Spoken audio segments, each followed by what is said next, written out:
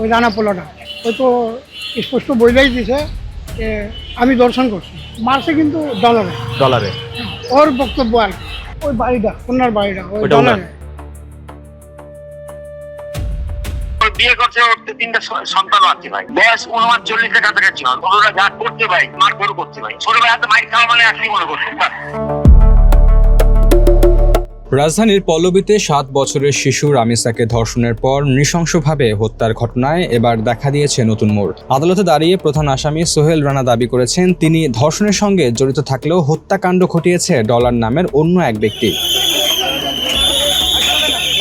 সোমবার 1 জুন ঢাকার মহানগর শিশু সহিংসতা দমন ট্রাইব্যুনালে মামলার চার্জ গঠনের শুনানির সময় এই চাঞ্চল্যকর তথ্য দাবি করেন সোহেল রানা।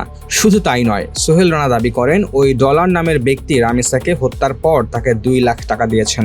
তার ভাষ্যমতে ডলার মিরপুর 11 নম্বর এলাকার একজন ধনী ব্যক্তি। তবে ওই ব্যক্তির পূর্ণ পরিচয় বা অবস্থান সম্পর্কে স্পষ্ট কোনো ধারণা সোহেল রানা দিতে না পারলেও বাংলাদেশ প্রতিদিনের সঙ্গে কথা হয় ডলারের আপন বড় ভাইয়ের।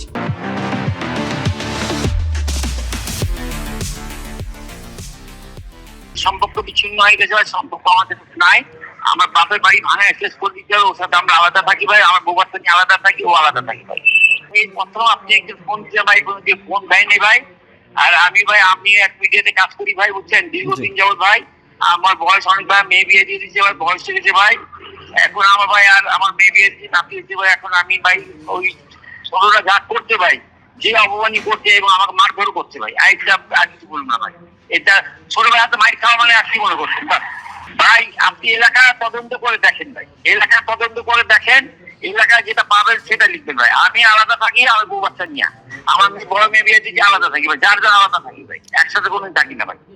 সম্পর্ক বিচ্ছিন্ন হয়েছে ভাই। ও আমার মা মারা যাওয়ার পরে ও ঘরটা ভাগ করে দিচ্ছে, ঘরটা ভাগ করে দেওয়ার সম্পর্ক বিচ্ছিন্ন হয়ে গেছে ভাই। ওর বিয়ে করছে, ওর তিনটা সন্তানও আছে ভাই, বয়স 39-40-এর কাছাকাছি হয়। অনুমান মা মারা যাওয়ার পর থেকে আলাদা হয়ে গেছি। মা মারা যাওয়ার পর ঘরটা ভাগা, আমার বাপের বাড়িতে থাকতাম, ঘরটা ভাগ করতে আলাদা হয়ে গেছি। সে ডলায় ও ভাই পেশা কি করে সেটা জানতাম আমি।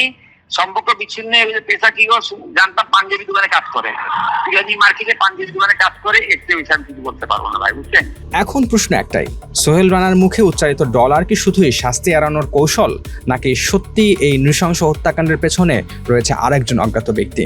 রাষ্ট্রপক্ষের আইনজীবী ও special public prosecutor Azizur Rahman Dulu বিষয়টিকে ম্যাটার অফ ট্রায়াল বলে উল্লেখ করেছেন।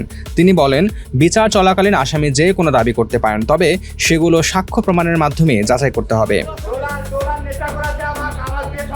তিনি আরও বলেন, তদন্ত প্রতিবেদন, মামলার নথিপত্র এবং আসামিদের জবানবন্দির ভিত্তিতে রাষ্ট্রপক্ষ সর্বোচ্চ শাস্তির প্রত্যাশা করছে।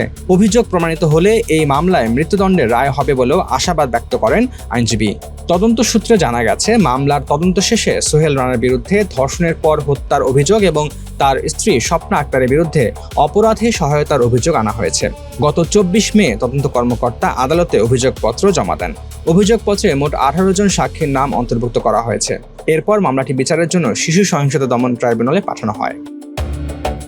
রুমান আকন, বাংলাদেশ প্রতিদিন।